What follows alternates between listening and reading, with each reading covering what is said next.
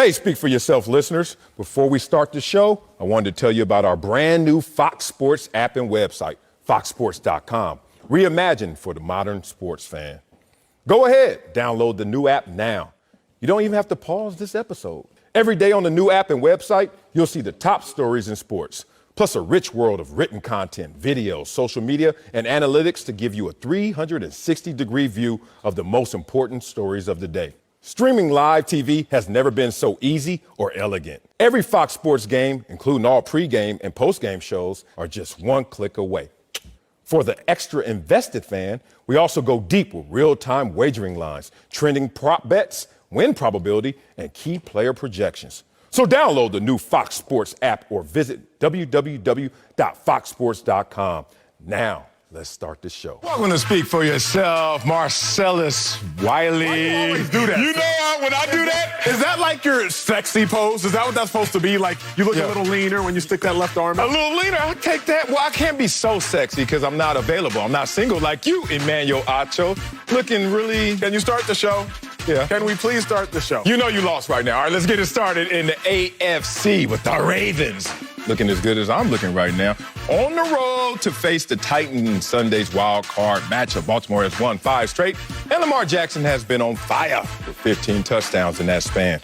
On the other side, the Titans have won 3 out of 4, and since taking over as a starter midway last season, Ryan Tannehill has the 3rd highest passer rating in the NFL. So, Acho, are you more confident in Lamar Jackson or Ryan Tannehill? My dog, Marcel, it's going to be a good show. I don't say that every show. Because when I say something, I mean something. Can you relax? Let's go. I'm ready. I'm more confident in Ryan Tannehill. And so many Ravens fans, let me get something off my chest. Remember, I'm an analyst. You are a fan. So I'm presenting analytical information. Not all simply fandom. Sometimes, Marcellus, people are like, Acho, you teeter-totter, Acho. How can you say Lamar is one of the greatest running backs and greatest quarterbacks, but then you sound like a hater? I'm presenting the information as I see it. Okay. I'm more confident in Ryan Tannehill because he has to do less. Marcellus, if you and I were to line up at a starting line in a race and our coach were to say, okay, the first one to finish their race wins. Acho, you got 3 laps. Marcellus, you got 4. Who do you think's going to win the race? Assuming we're equal speeds, I'm going to win the race because I have to do less. Lamar Jackson, he just got to do more. Think about this. The last 2 times that they have played each other, look at Lamar Jackson's pass attempts and rush attempts. Look at Ryan Tannehill's pass attempts and rush attempts. We got the full screen, and I'm going to jump right out the gate to it. Get it. Last time the two have had to play each other, Ryan Tannehill, a combined 55 times that the ball is in his hands to make magic happen. Lamar Jackson, it's a combined, 88 times passing and 33 times rushing. That's over 110, 120 times that Lamar Jackson has to make something happen. So what does that mean? That means that Lamar Jackson has to do 3 times the amount of work that Ryan Tannehill has to do on average, and I am putting my confidence in the person who has to do less work but can work just as efficiently. Oh, you know I'm going with Lamar Jackson. Of course you are. As a fan and as an analyst, I'm going to do my job and root for Lamar Jackson in this situation. I'm more confident in him. Let me just tear down your argument first and foremost.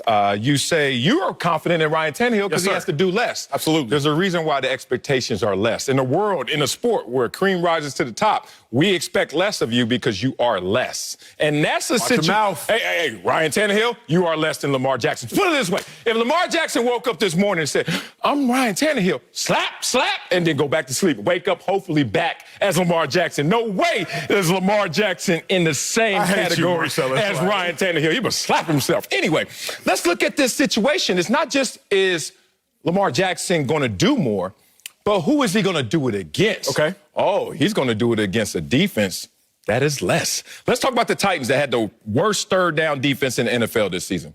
Is third down important?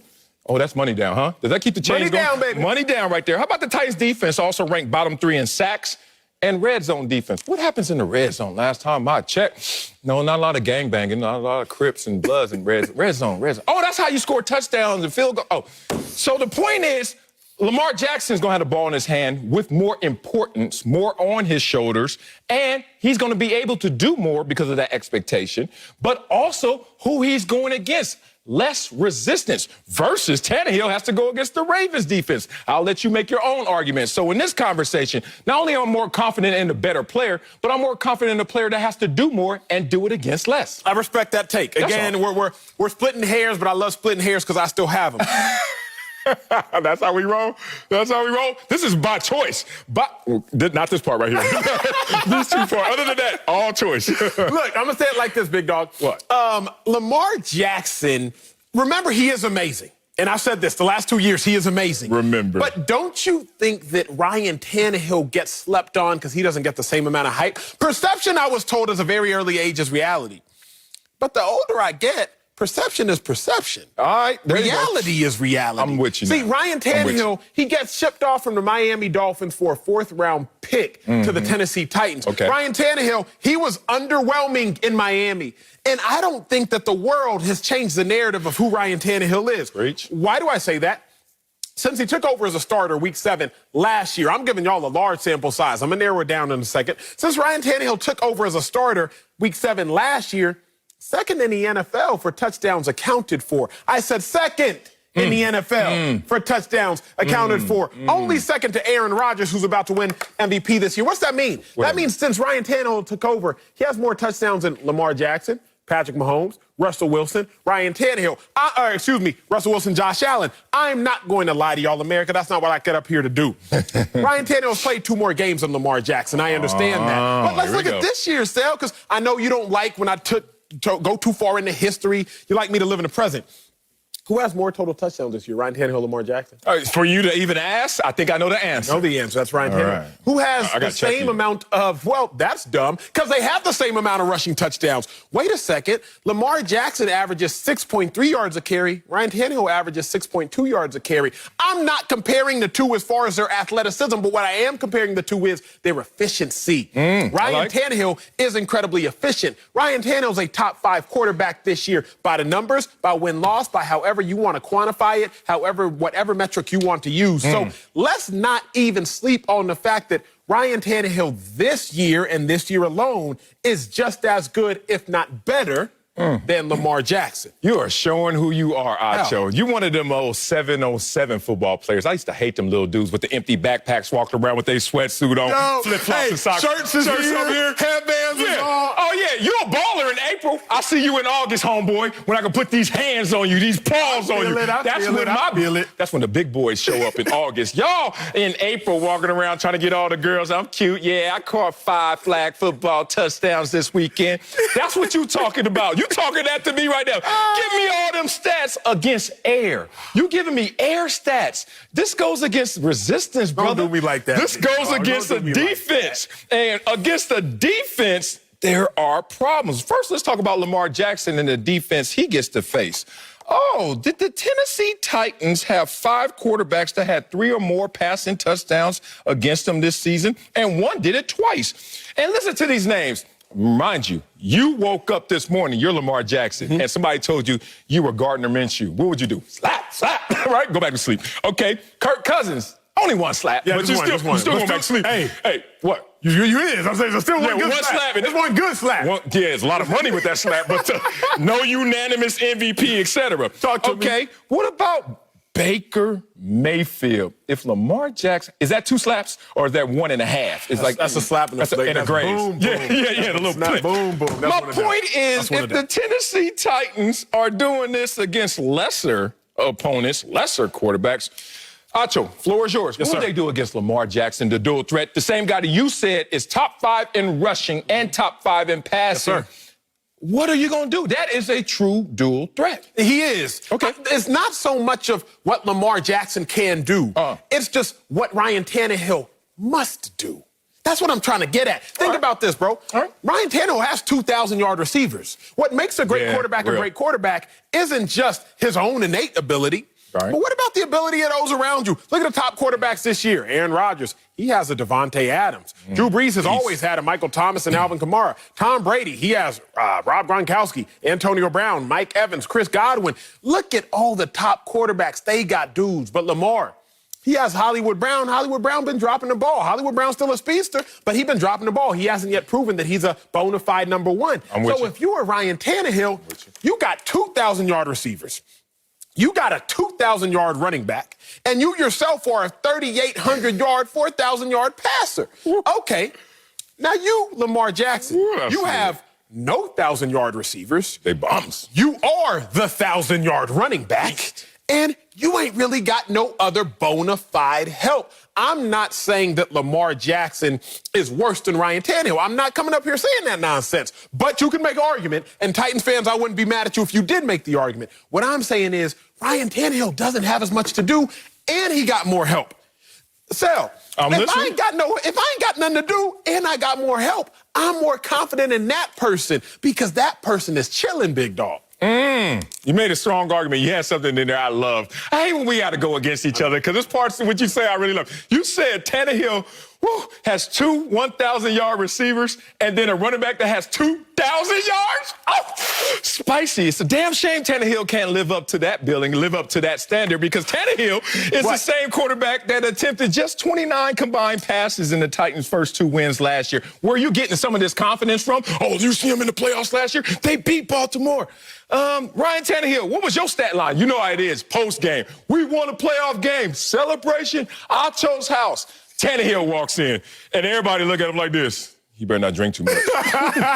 Hey, did you pay for that? Hey, right. You better chip in, because this dude came into that party 8 of 15, 72 passing yards. I swear Derrick Henry had a run longer than his whole game of passing yards.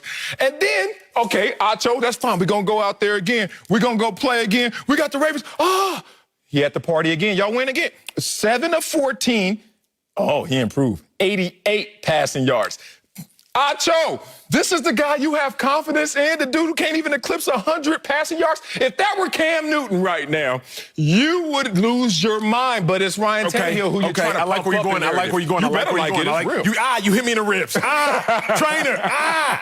Let me come back. Let me breathe. Let's go. I'm going to come back with this. Ryan Tannehill, even in his lack of statistics, I'm gonna say that sentence again smoothly because this is so good. And Ryan Tannehill's lack of game. The difference is this: Ryan Tannehill's lack of statistics aren't hurting his team. Cam Newton's lack of statistics were. Okay, you feel me? We digress. I was gonna let you get your laugh out. I had a bar. I was gonna hit you with. Ryan Tannehill's lack of statistics were a byproduct of the success of everyone else. Other quarterbacks' lack of statistics contribute to the lack of production of everyone else. Ryan Tannehill ain't got to do nothing because Derrick Henry ran for 189 and 133 in their 2 games. So if you're Ryan Tannehill, what you gonna do? Bruh, if Batman already got everything handled, Robin, chill. Go to In-N-Out. Get you a double-double. Animal style. Like, if Batman already on the scene, I don't need the rest of the Avengers. I don't need all that, big dog, because Batman already handled it. If Derrick Henry already running for 189, if we're already up by 2 tugs at the beginning of the second quarter, Tannehill, hey, drink your water, bro. Chill. I'll give it to you like this, though, because here's the issue you got to worry about. I ain't worried about nothing. Lamar Jackson had 500 yards against the Titans. 500 plus. I think it was like 503. It's on me. It's on me. He had 500 plus. Yes. 80% of those yards came with the team trailing by 10. Oh, don't get me started. 80%. Now, I am no mathematician. I told y'all, I went to my high school, my middle school, St. Mark's School of Texas in 5th grade. I was so bad at math, true story, they sent me to 4th grade math, the lower school campus in 5th grade. That's how bad I am at math, y'all. Man. But my dog. Lamar Jackson had 500 plus yards. 80% of them were trailing by 10 or more. Again, I'm not great at math, but that tells me that 400, because 4 out of 5 is 80% last I checked. That tells me that 400 of Lamar's 500 plus yards came with the team trailing by 10 or more. So you can talk to me about 500 plus yards. Yes. But let's not forget about percentages, because I learned that in 4th grade math. Okay. You did learn something in 4th grade math. Unfortunately, you didn't learn a damn thing about comics. You over here mixing DC with Marvel, Batman, and Avengers. What the hell? You know there's some nerds at home right now shooting their TV screens right now. What the hell are you talking about? Batman is not in the Avengers. I know all this because I have a 5-year-old son who's all in that world. Acho, you made a mistake. What'd I do? On top of this argument not going your way, it's not your fault, it's Ryan Tannehill's fault. But you got confidence in the tires on the car, just roll with me, versus the engine. I need my engine to work. My tires, I need you too. You're going but somewhere. you know what? They got them run flats out there. The run flats can go. I can make it as long as this engine doesn't stall on me. Let's talk about you said that there was no help for Lamar Jackson in this situation. In comparison. I'm not going to say Marquise Brown is not. Okay, let's ask Tom Brady right now. Paige and Tom Brady, does a coach help in terms of a pursuit of a championship? Yes. Oh, you know why? Because I look at the Baltimore Ravens, that's a Super Bowl winning coach. Oh, I look at the offensive coordinator, that's a guy who coached in the Super Bowl before. And I look at the sidelines for the Titans, no slight, but Mike Vrabel's there. That's my dog. He's a great coach, tremendous coach. We came out the same year. Would you trust me right now, coaching the team? I ain't Mike Vrabel, but I'm just saying. Okay, the point of this is there is help in key places, but the most help is the one I have the most confidence in. It's Lamar Jackson. He's going to take this team to victory. He's going to look at Ryan Tannehill. It's not about the quarterback-to-quarterback comparison. It's the quarterback versus the defense. You still haven't addressed that argument because you know that's a losing argument. The reason I haven't addressed that is because there's so much more you have to talk about before you ever get to that layer. You feel me? Before you can even get to that portion, we got to talk about some other things, sir. Let me ask you this. What's more stressful, would you say, being the pilot or the co-pilot? Co-pilot. The co-pilot? Yeah. Why? Because the pilot is expected to do everything, and then the co-pilot, hey, you only got a couple of times. You better get all of them right. Well, the pilot just trusts, rest, relax, and it's all on you. And he's not as experienced.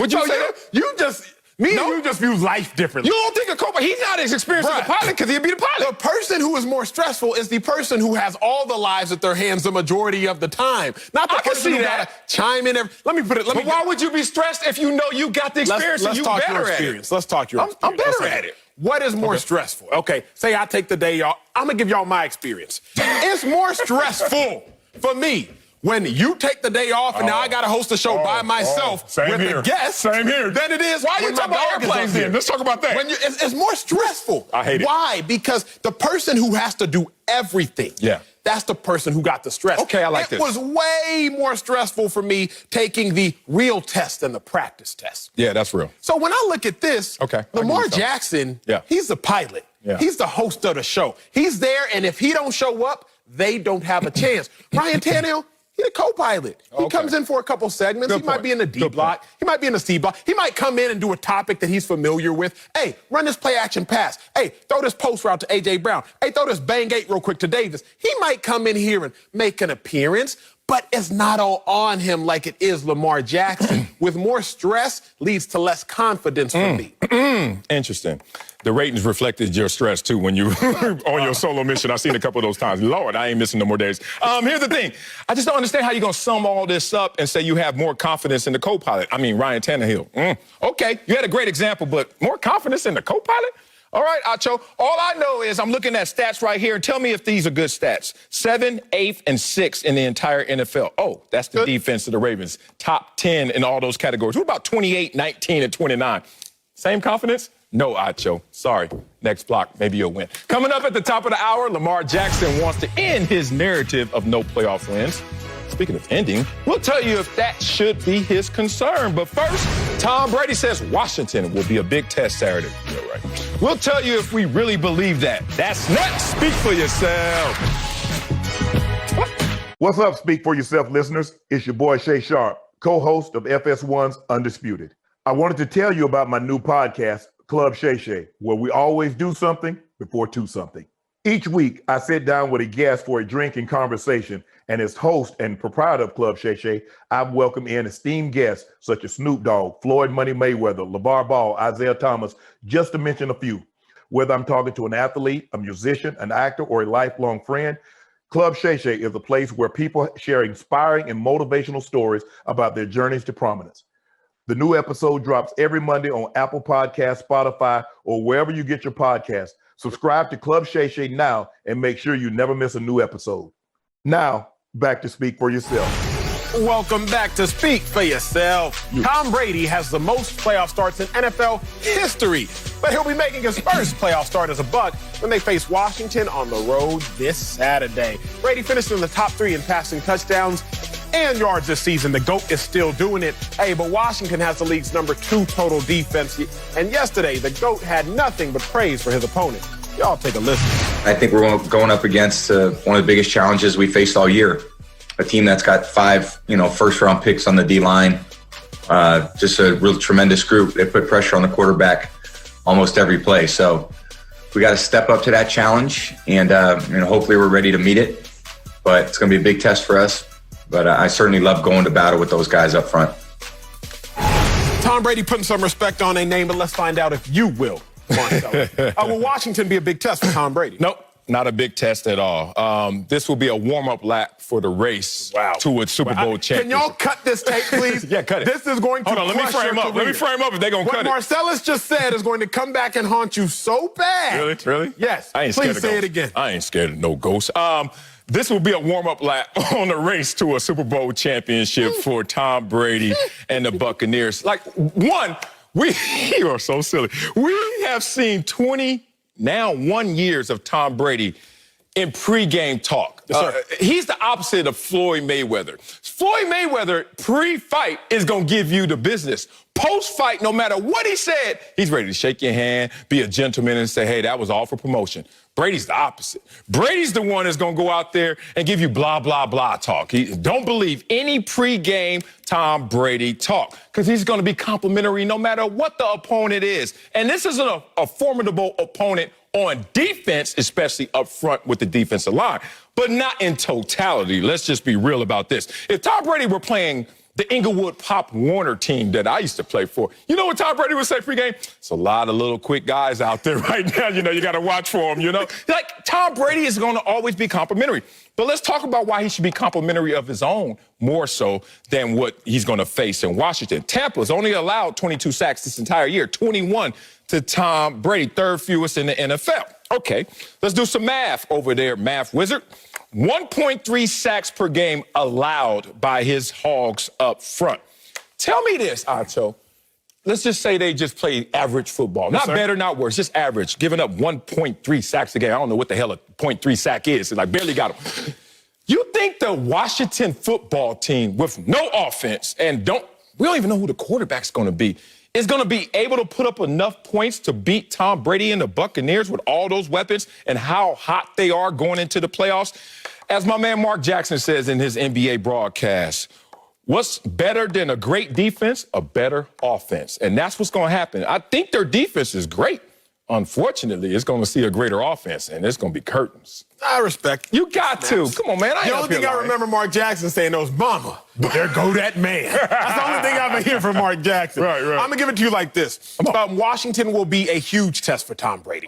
And it's very simple. Marcellus, if I were to tell you that Tom Brady was going up against a team with an 83% winning percentage, the number 6 team in sacks in the NFL, and the second best defense, would you say, yeah, that might be a test? That might be a test. It might be a test, right? That's what I would say. Yeah, I would. Well, y'all have to remember, we must delineate and break down who Washington is. Because 7-9 Washington is not the Washington that Tom Brady's Buccaneers are going to be seeing. See, because Tom Brady's Bucs aren't going to be facing that 1-5 Dwayne Haskins-led Washington team, or that 1-3 Kyle Allen-led Washington team. Tom Brady is going to be facing that 5-1 Alex Smith-led Washington team. You think? That Washington team is dangerous. See, that Washington team wins 83% of its games. That Washington team is a team that Tom Brady is going to have to go up in that cold weather, which Tom Brady already said he does not want to venture to. And that's the team that Tom Brady is going to have to face. So if you're looking at the 7-9 Washington team that was led by Haskins, nah, they not all that scary. They're not that intimidating. But this Washington team is a problem. Well, let's bring in Fox NFL analyst Greg Jennings to get his perspective, his opinions. He saw the GOAT Tom Brady in person just last week. So, Greg, will Washington be a big test for Tom Brady? Absolutely. Absolutely, they will be a big test. They'll be the greatest test of the season for this team, not just because of what they present from a personnel perspective, but that's the approach that Tom Brady is going to take. And this is the most important game of the season because everything depends on this game. The results of what they really want, what they're really chasing, what Marcellus is talking about, weighs on this game. That's why it's going to be the biggest test. Now, when you talk about what they have as far as personnel and matchups, this is a huge test because over the course of Tom Brady's career, we've seen great pass rush off the edge, but we haven't seen every single time Tom Brady's on the field, great pass rush both off the edge as well as the interior pass rush. This is what the Washington football team poses. And when you look at the course of Tom Brady's career, what he's struggled with most is interior pass rush. Why? Because he's not a passer that's going to beat you outside of the pocket. He likes to climb that pocket. That means step up and navigate that pocket where that pass rush lacks. And typically it lacks from the interior. And this Washington team can collapse that interior. And so when I look at that, this is why they pose a huge threat, because they're extremely active. Even if Tom Brady and the Tampa Bay Buccaneers want to go horizontal passing game, they get their hands up, they get balls, not batted down. So you can't always elude and go to that quick game horizontally, and then vertically, we know that they can get after the passer. Think about what the New Orleans Saints posed against Tom Brady. Interior pass rush as well as exterior pass rush, outside edge rushers. When you have that combination, it's trouble typically for the Tampa Bay Buccaneers. Yeah, he is out there preaching. You know I love me some Greg Jennings doing his job right now as a commentator, trying to make sure he keeps all of our interests glued to the tube. This is going to be a contentious ball game. That's what you do as ball game. I've watched games before, and the team is losing by 57,000 points. And I hear the commentators saying, you know, this fourth quarter, anything can happen. I'm like, no, it can't. Absolutely. It can't. So, Greg, let's just be real. We're on a different show right now. You can talk to us. We're all former players, remember? Let's keep it 1 thou hour up here. This is going to be a blowout. I'm going to tell you why. My man Acho gave me the secret sauce to why this is going to be a blowout. He said, this is not a 7-9 Washington football team. Oh, no, let's look at them in recent history. Alex Smith team. We don't even know if Alex Smith is going to be capable to play the entire game, but I digress. So let's use recent history against Washington. What's their record in the last 4 games? Anybody? 2-2. Last time I checked, that sounds like average. That sounds like you win a couple, you lose a couple. What is Tampa's record in the last 4? Ooh, 4-0. Let's go deeper than that. They've won those games by an average score of 37-19. I want to go out there and profess that's going to be the score of this game. 37-19, the same average score has been the last 4 weeks for Tampa Bay. Anybody mad at that? I'm not. Okay, let's talk about them finishing top 3 in the NFL in passing yards and touchdowns. And no NFC team had a better point differential or yardage differential than the Buccaneers over these 4 weeks. What are y'all talking about? Oh, everybody keep talking about Chase Young and them boys up front that are killers. They are. But let me tell you, one thing that I learned from 10 years of experience of playing D-line in the NFL, the best offensive lineman on the field is a decisive quarterback. Oh, did I just hit y'all with a bar? It's not the guy up front. It's the one with the ball in his hand. Playing against Peyton Manning all those years. Playing against Tom Brady all those years. Yeah. You do your best move. You got there. Where'd that ball go? Oh, yeah. Do it. Then all of a sudden you started to feel a little defeated and a little winded. But you say, I'm gonna speed it up. I'm gonna really get to him. Oh, now you're leaving yourself vulnerable because your technique is now going to be flawed. The point of this is, I think the guys up front are going to do damage, do great. But I've seen too many performances in the NFL. 2 sacks, 3 sacks, 4 sacks, 5 sacks, and still get wiped off the floor, off the field. So I think up front they're going to make some noise, but it's not going to be enough with the offense they possess. Hey, big bro, what did you say was the name of that Inglewood High School team? Inglewood Pop Warner that I played for? Inglewood Pop I played Warner. for Inglewood Mohawks. Respect it. Inglewood Family Tree. You must think you up here going against some high school kids in this conversation. Because you giving me some high school quality takes, big dog. Pop Warner. Whatever the heck it is, that's what you think you're going up against. Babies. Tom Brady, over the course of those 4 games, that winning streak you mentioned. Don't do that. 3 of those 4 wins came against teams without a head coach. One team was on their 3rd string head coach and 2nd string and then 3rd string quarterback all within that same game. But I digress because I ain't even going to kill you on that point. Here, I'm going to get you. My dog. The question on the floor is very simple. Is Washington going to be a big test for Tom Brady? Well, Washington's in the playoffs.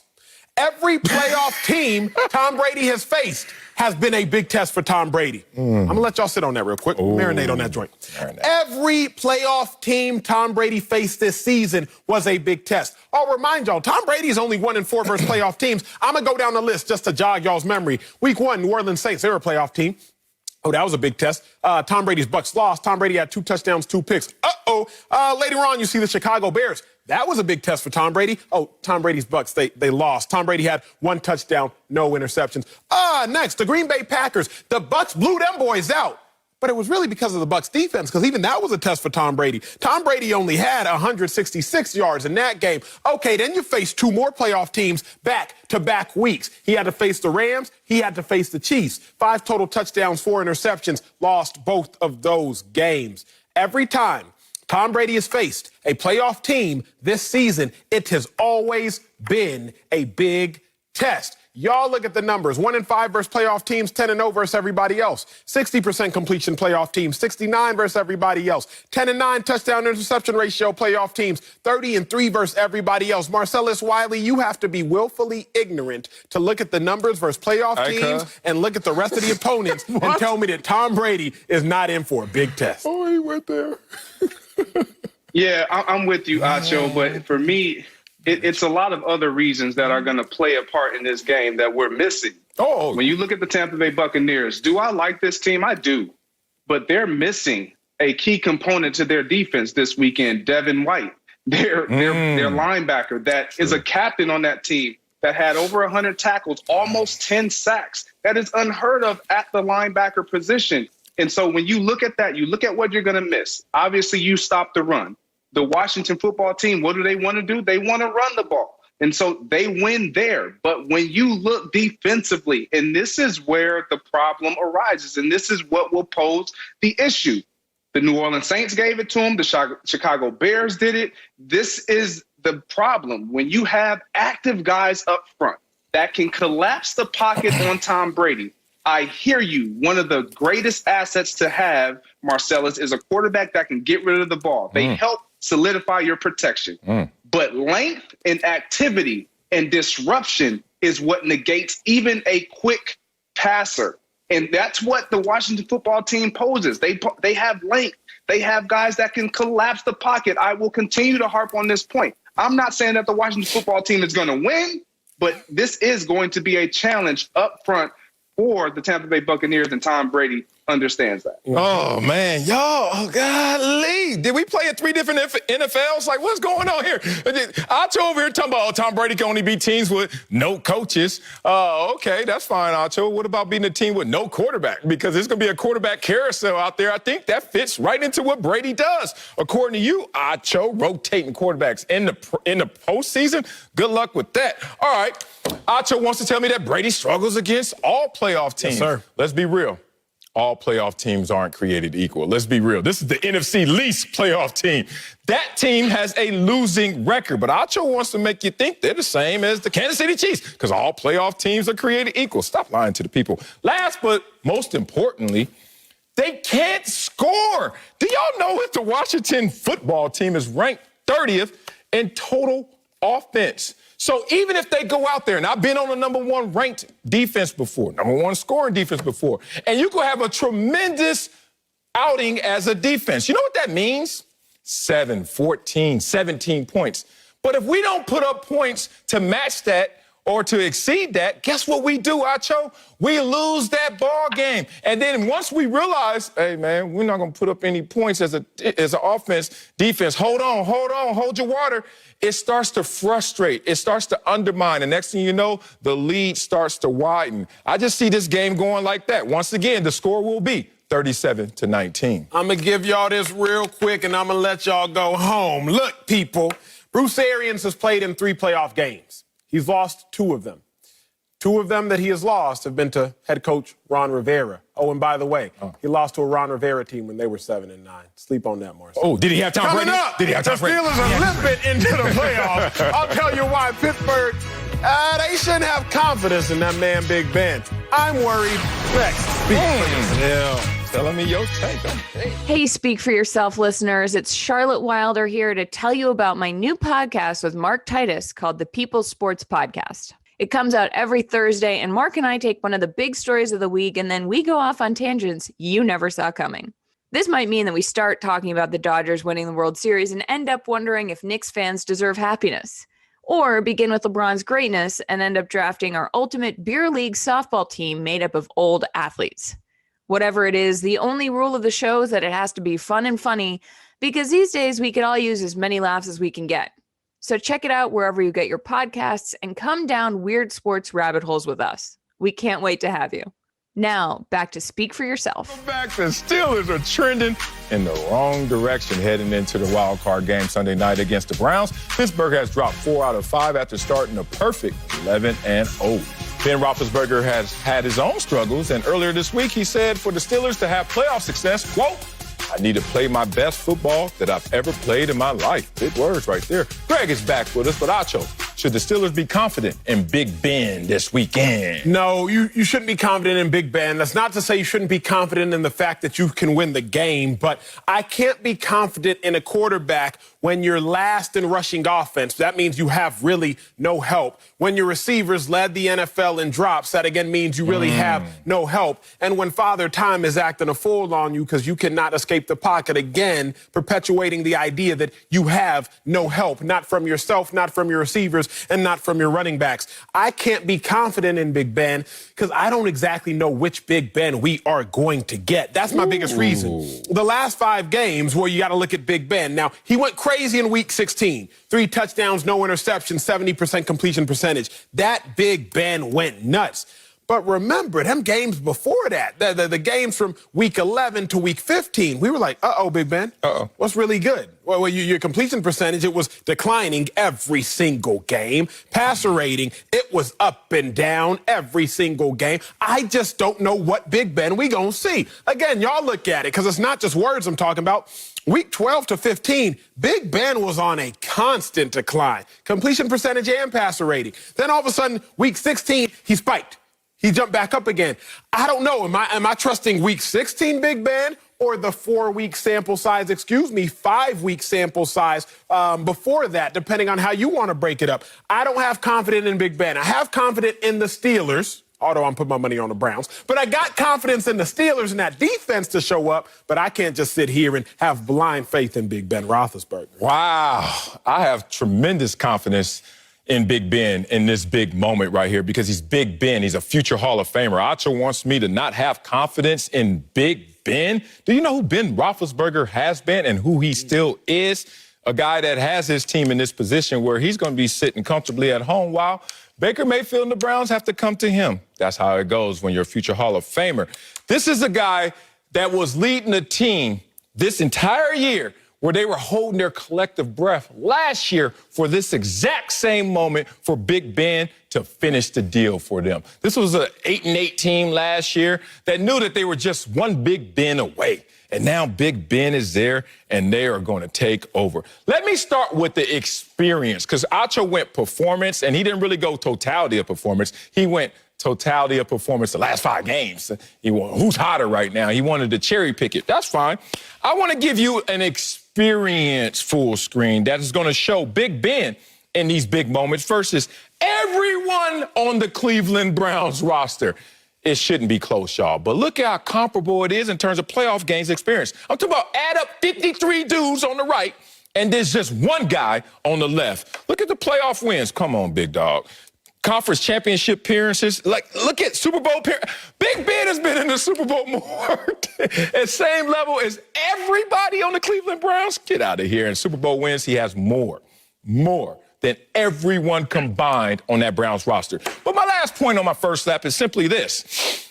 The reason the Cleveland Browns are in this position, let's be real, I love all the players, especially the running game, especially some of the defenders, but let's be real. Kevin Stefanski came and saved the day for this organization, for the Cleveland Browns, even re-engineered what we see out of Baker Mayfield to a large degree.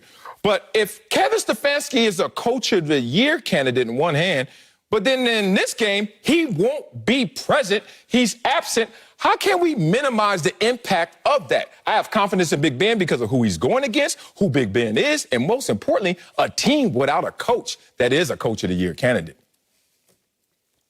You just said it for me right there, who they're going against. That's why I have so much confidence in Big Ben. And I'm sorry, Acho, I know you have an allegiance with the Cleveland Browns, but we going to rest that this weekend because Big Ben's owns this team. And when you look at even that first matchup, he didn't pass for – It's a real racial word right there, Greg. He didn't pass for over 200 yards. It wasn't all about that. But you talked about a running game that was non-existent, but against the Cleveland Browns, when they first played them, it was there. They rushed the ball for over 120 yards. They relied on their rush. So Big Ben didn't have to be spectacular. They believe that they will bully this team, not on up front offensively with their offensive line and up front defensively with their defensive line. And when you have that type of mentality over a team that you have pretty much suppressed for so many years, and then you've given them a hand to introduce them to what the playoff atmosphere will look like so that you can get you an easy first round win. This gives me all the confidence in the world in Big Ben. And he's coming off what we would like to look at as a bye week, which he will come in fresh. And Acho, don't do this because a lot of people do this. And you talk about bias and all of that. Yes, sir.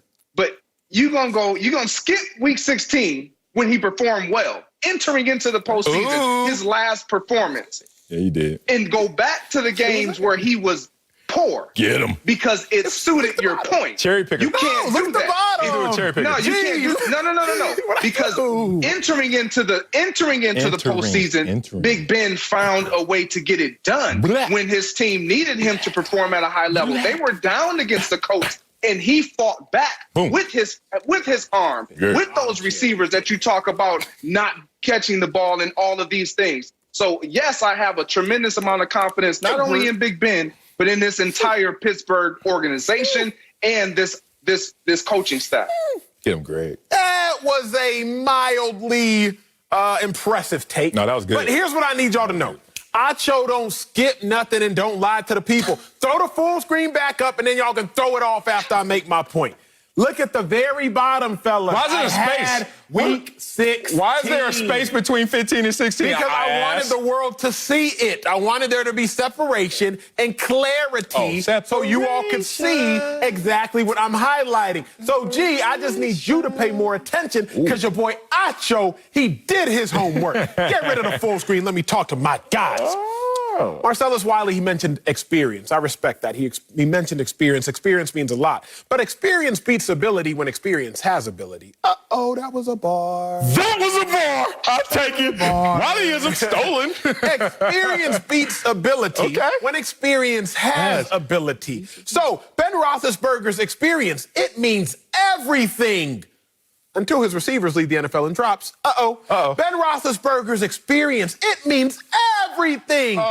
Until he has a 32nd ranked running attack in the NFL. There are only 32 teams. Experience, it will beat ability when experience does in fact have ability. And the issue at hand is not necessarily Ben Roethlisberger, but Ben Roethlisberger's abilities have been crippled. The mind is still willing, but the body is weak. And that's the issue at hand. Ben Roethlisberger, if he is the mind, if he is the engine still operates and functions perfectly fine. But the problem is the rest of the attributes of the vehicle, the receivers, the running attack, the rest of the attributes of the vehicle in which the engine is trying to get to function, they don't operate at a high clip. So I'm suspect about Ben, not just because of Ben, but because of everything around the man.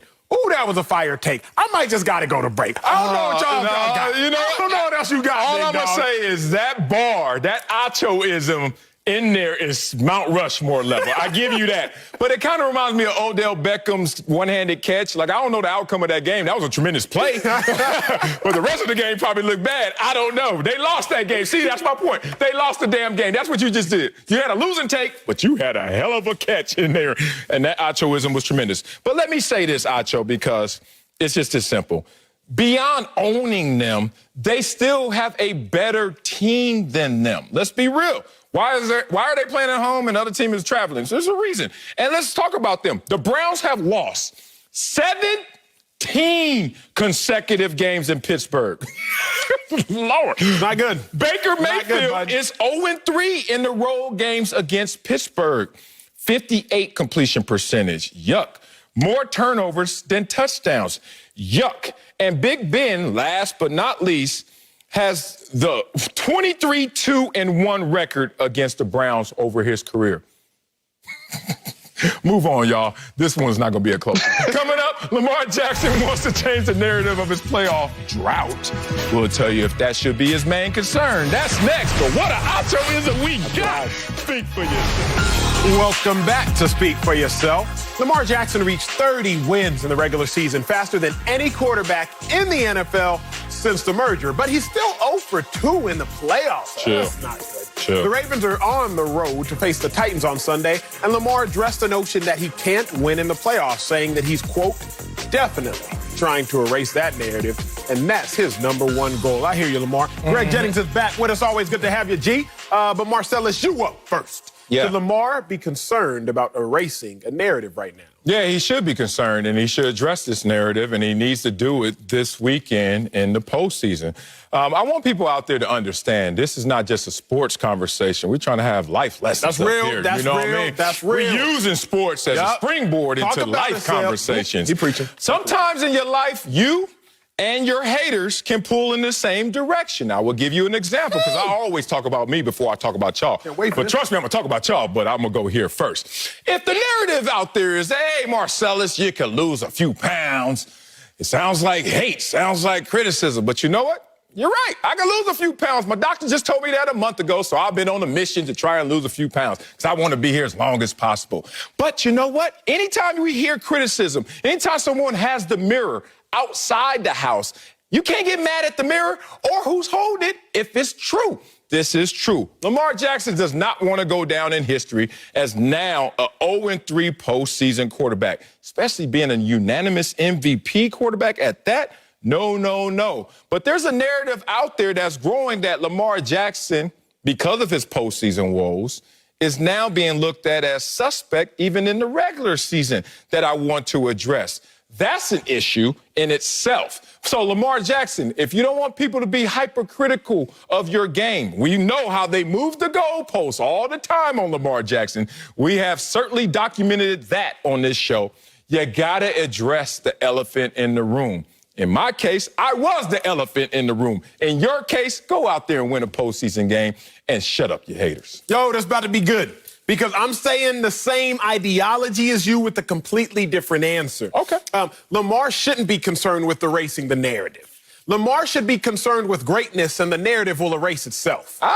Lamar don't need to be concerned about such a small little narrative. Concern yourself with greatness, and the narrative will be erased simultaneously. When I come on this show, I'm not concerned about the ratings for how we did. Stop lying. I'm not. I'm not. Yesterday? Let me tell you what I'm concerned about. Okay. I'm concerned about making a great show. I'm concerned about making people laugh. I'm concerned about having a good rapport. I'm concerned about properly executing a quality take. If I do all them things, when I do go check the narrative or the ratings, they will have ascended. Okay. When I wrote the book, you wrote a book. You probably weren't, at least I was not concerned with being a bestseller. That's not the concern. No. I was concerned with writing a book that would tug at the heartstrings of the reader, encourage a reader, etc. Now, if you do all those things and you execute those things properly, you'll look up and you'll be like, oh, wow, I'm a bestseller, or at least I far exceeded my goals. That's what happened to me in looking up. Lamar Jackson, if you focus in on a little, if you focus in on that narrative, then all you will accomplish is that narrative. I'm going to give y'all some free game.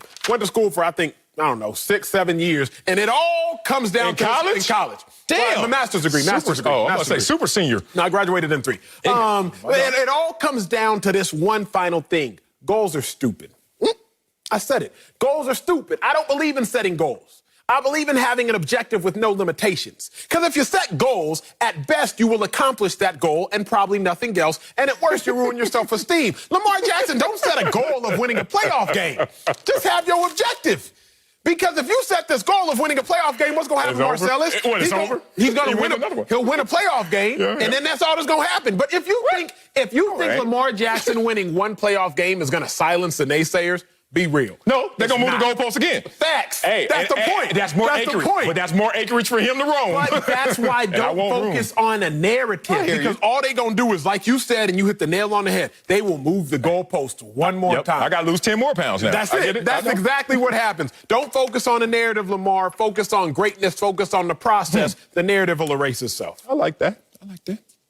I think Lamar should be concerned with erasing the narrative. And we're all going to come to the same conclusion. Because if Lamar does focus on the concern, you talk about books, there's a book out there called The One Big Thing. Now, the number one thing that has to happen for the Baltimore Ravens to achieve that success, to continue to play in the postseason, is that man right there having an outstanding performance. If he plays well, then yes, the greatness will be achieved. The greatness will be obtained. But if he does not, it doesn't happen for this team. He's always been about the team. He's won an MVP, and he's been the first to say, I don't care about that. I want to win the Super Bowl. So, yes, he's always been focused on the larger scale and the big picture. But within the big picture, he understands at a young age that he is the most important aspect of that picture. He is the most important piece. He is the most valuable thing that picture can consist itself of, because he makes it go. He is the everything in this Baltimore Ravens organization. So if he comes out there and he says, yes, I'm trying to erase this narrative, it doesn't necessarily mean that he's being selfish and he's focusing on only one thing for his personal gain. He's understanding that if I achieve this, we can achieve this, because what's the most important position on the football field? It's the quarterback position. And where is legacies created? In the postseason. In our sport, this is where legacies become concrete. If he can continue to focus on himself, concern himself about his performance, everything else is going to take care of itself. Man, preach right there. That postseason performance and success will be exaggerated for good or for bad. Like you said, it took normal players to superstar status. It has people that are good players looked at as great players because of their postseason success. Edelman comes to mind in terms of being a really good player, but boy, his postseason success elevates him to a conversation of Hall of Famer. When being real, I don't think he's a Hall of Famer. But that's to your point, Greg. You do it in the postseason, it's going to take on a life of its own. And that's the problem with Lamar Jackson. I'm going to give you two examples. One is the fact that if you look at Lamar Jackson in comparison as a starter in the regular season and in the playoffs, man, the numbers aren't as drastically different as we expect. Look at the win-loss. Obviously, you don't have as many gains, but passing yards per game, better in the playoffs? How? Rushing yards per game, better in the playoffs? How? Rushing average, better in the playoffs? The point is, I'm not going to go through every category, and there's some he's worse in, obviously, and there's one on here.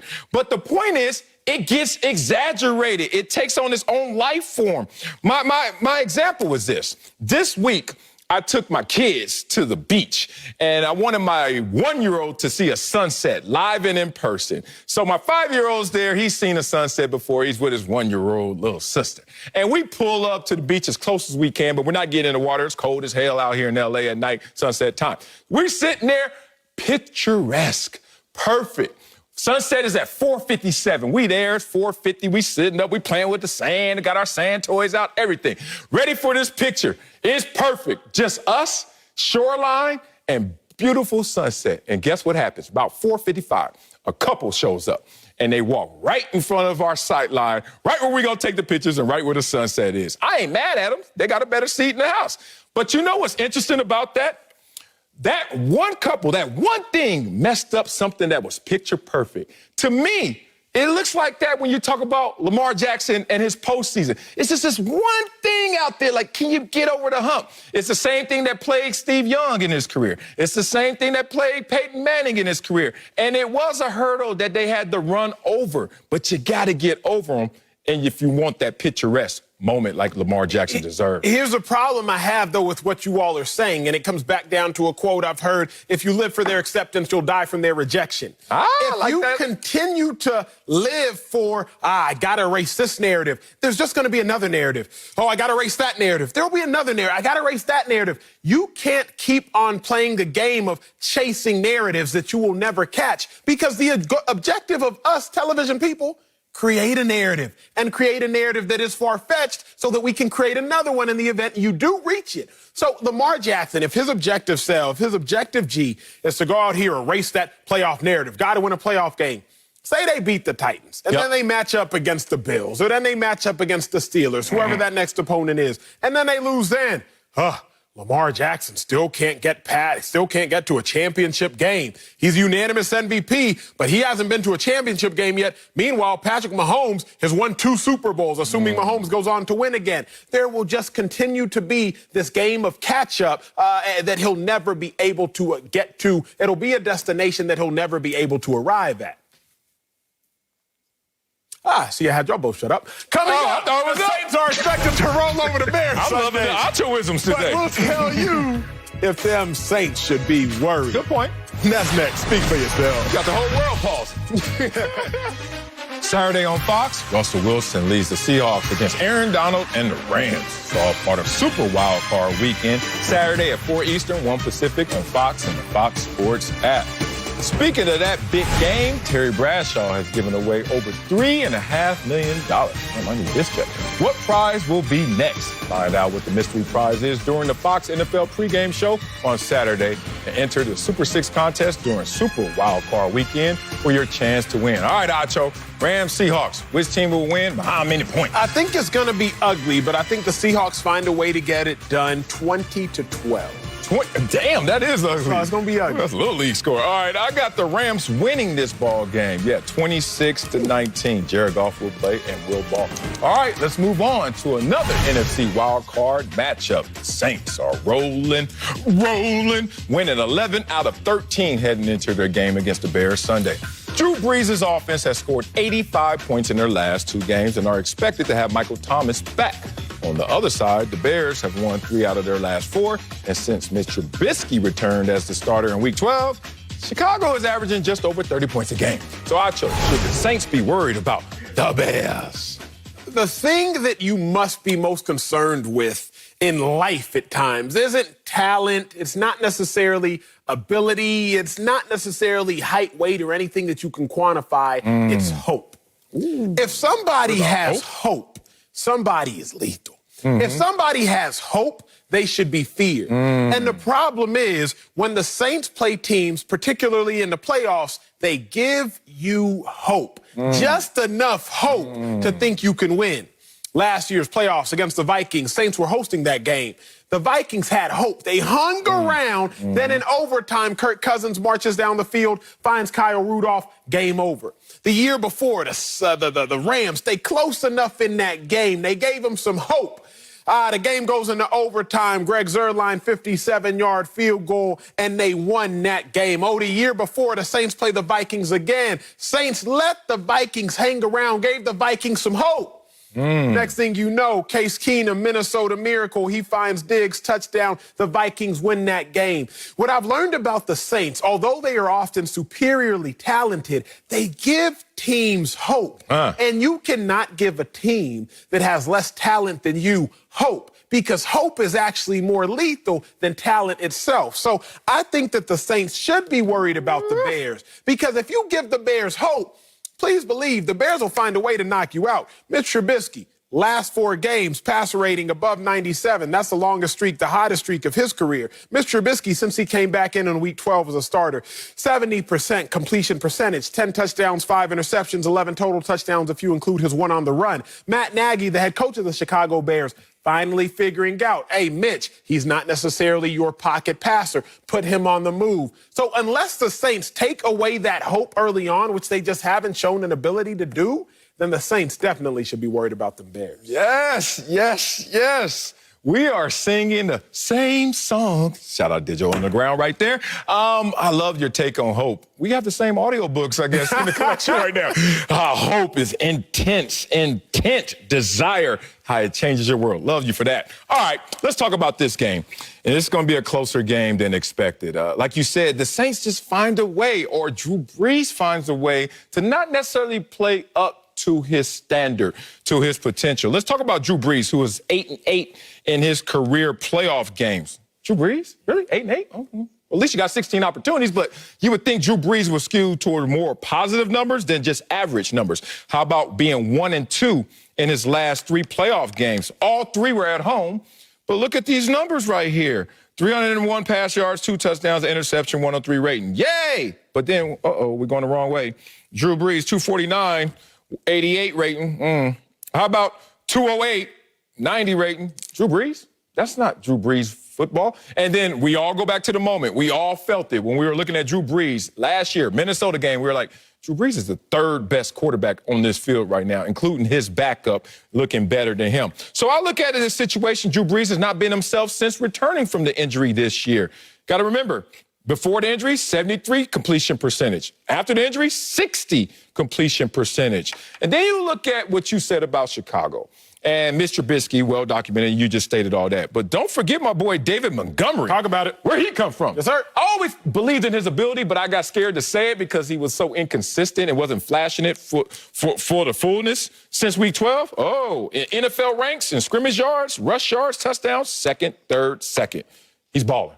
Right now, Mr. Trubisky has support. And then if they meet a Saints team that likes to let teams hang around, even upset them, or Drew Brees doesn't play up to standard, this could be a close one. Now, look, they don't just pay us, though, Sel, to be entertainers. They pay us to be analysts. You did your analyst part. Let me do my analyst part as well. Okay. I'm going to give y'all something that y'all can talk about with the water cooler. Here's the biggest issue at hand. The Saints are very efficient, but they are not very explosive. The Saints' offense is incredibly efficient, but it's not incredibly explosive. Why does that matter? Because the more efficient you are, it means that typically you'll get to that byproduct, but it'll take you longer to get there. It'll take you longer to get to the outcome that explosive offense will get to. The longer it takes you to get to that outcome, the longer the Bears are in the game. If you let the Bears hang around in that game, then they'll find a way to clip you. Think about it. The Bears went up against the Packers 7-0. Packers tied a game up 7-7. Bears go up 10-7. All of a sudden, Packers have the ball back. What's going to happen? Aaron Rodgers finds Valdez-Scantling, 72-yard touchdown. And just like that, the doors blew off. Packers end up running away with a 35-16 final score. The Bears were in that game for a little bit, throwing punches, body shots. But the Packers came out with the haymaker and sent the Bears to the canvas. The issue with the Saints, particularly in this matchup, is will they have the haymaker to knockout blow? As I look at it, Saints only had 2 plays of 50 yards or more this season. That was 2nd worst, only team with fewer, the New England Patriots. If the Saints let these Bears hang around, you better watch out. They might end up winning by decision. Coming up, Chase Young doubled down on calling out Tom Brady. We'll tell you how we feel about that rookie's confidence. Watch out now, Chase Young. That's next. Speak for yourself. Watch out that. Welcome back. It's Speak for Yourself. Chase Young said he wanted Tom Brady after Washington's win Sunday, but head coach of the Bucs, Bruce Arians, responded, calling Saturday, quote, one of those games where you better watch what you wish for. Well, Brady laughed it off, saying it was probably an Ohio State-Michigan thing. The rookie doubled down yesterday. Take a listen. I play ball. I'm excited to go against the best. You know, the media, that's their job, to stir it up. If you know me, my team knows me, I'm excited for every game, man. And Tom Brady, you think I'm not going to be excited to play against the GOAT? Then you tripping. I'm not going to apologize for saying I want Tom. No. I want Tom Brady. I want every quarterback I play against. You ask any edge rusher in the league who they want to sack, most of them might say Tom Brady. Yo, Chase Young got to get a vlog. You know one of those video blogs? Oh, just to hear him talk. Just to hear him he talk. is geeked up, and I love it. You tripping? You're tripping. You're tripping, media. Marcellus, is Chase Young tripping, or do you like him doubling down on Tom Brady, on wanting to face Tom Brady? Okay, first read of this when it first occurred, I was against it fully. Yep. This time, I'm not fully against it. I'm a little torn, but I'm still more against it than not. Okay. Let me clarify. In life, right or wrong, if you believe it, you got a chance, because Doubt doesn't have a chance, but conviction does, and he's a man of his conviction. He doubled down on it. Good for you, Chase Young. Now, here comes the hell to pay. Your own coach called it youthful exuberance. Your own coach said that's bulletin board material. Your own coach is a former player who's like, damn it, let me save face, let me provide cover. Even Bruce Arians is like, watch what you wish for, you just might get it. And let's talk about what he might get, because they always say that youth is wasted on the young. Well, the Chase Young in this case is wasted on, because this youthful exuberance gonna get him in some trouble. Don't poke the bear, don't poke the goat, because so many guys have poked the goat. I have 3 pages of guys who have poked the goat. Let's talk about Bart Scott, who did it, Pittsburgh Steelers, Mike Vanderjagt, Freddie Mitchell, you remember that dude? Anthony Smith, oh my God. Kevin Byard, Richard Sherman, Terrell Suggs, Ryan Clark, Antonio Smith, but I want to talk about all them. My best example was this. Do you remember Alphonso Smith for the Detroit Lions cornerback? Trash talk Brady, raise his finger and say, GOAT. Who ain't excited to play for the GOAT? Last time I checked, Chase Young has never said, I want Andy Dalton. You want Tom Brady? Be careful, young man. This is what he said post-game after Tom Brady gave him the business, 45-24 score. Quote, you got to make sure who you pick a gunfight with. This is post-game. After all that talking, Tom Brady's not the guy that you should pick a gunfight with. I could continue, but the point is, I'll put this on everything. Chase Young may ball. Chase Young should ball. Chase Young and them boys about to get smoked and sound like my man Alfonso after this game. I like your take. You know I like what Chase Young said. Obviously, I like what I'm about to say. I respect Chase Young doubling down. In fact, I like him doubling down, big dog. I do. Because of what you really said first. And you said that doubt has no chance, but conviction, you got a chance with that. Yes, Chase Young, think about this, America, because this is what we all sleeping on. At the end of the playoff game, at the end of the Week 17 game, I had to go online and look up the matchups. I had to go to different sports tabs and look up the different playoff scenarios. Okay, now that it's all done, who's playing who? Chase Young, before he got to the locker room, was like, oh, we're playing the Bucs, which means he already knew who they was about to face if they took care of business against the Eagles. He didn't have to get told by information director. He was already like, yeah, when we win this game against the Eagles, I get Tom. We want Tom. I'm going to give you my experience because it's my expertise. In college, our rival at the University of Texas is the University of Oklahoma. We were playing against a tight end by the name of Jermaine Gresham. Jermaine Gresham was a dude. Big old dude. 6'5", 260, 4-5 running. First round pick. Yeah. I'm a true sophomore. Gresham's a junior or senior. I'm nervous because we play in OU. I'm like, yo, I don't really want to have to cover Gresham. But the other linebacker next to me, Keenan Robinson, he gets drafted as well. He's like, I want to play against Gresham because if I ball against him, now everybody knows just how good I am. Yeah, I realized at that moment, you got to have confidence about who you're going up against because if you beat the best, all of a sudden people might think, you are the best. I like that. Coming up, the Bills. Well, they red hot and looking like the best as they head into the playoffs. But Uncle Jimmy, not exactly sure what he's wearing there. Uncle Jimmy has the truth of what's really going on in Buffalo. That's next. You ain't going to want to miss this one. You see that Folex? Yeah, I see that. Before we go, the Bills, my Bills, are the talk of the NFL. But Uncle Jimmy ain't trying to hear it. Oh, here we go. Let's go, Uncle. Hey, man, listen to me. If y'all don't listen to me about nothing else, listen to me when I tell you this. The Buffalo Bills is about as phony as a $4 lap dance. They are fake. Oh, Lord. They're fraud. In the words of Snagglepuss, they're a fugazi even. The Buffalo Bills is bona fide, full-time Super Bowl losers. Okay? James Brown said it best back in the day. He said the Buffalo Bills is running around here talking loud, but they ain't saying nothing. Hey, man, they run around here talking about the Bills Mafia. Buffalo Bills ain't nothing but a bunch of little rich suburban kids driving around town in their mama's minivan, blasting rap music. Hey, man, they run around with a Gucci vest, and they got that hug life tatted across their chest. But I think my guy Short Dog, he said it best. He said, nobody understands how y'all last so long. I hope Indy whoop y'all's ass. And then to the ref, y'all ass. Yo, ref, blow the whistle. I love it. Oh, imagine getting a lap dance and getting changed from a $5 bill. All right, that's it for us. We'll see you tomorrow.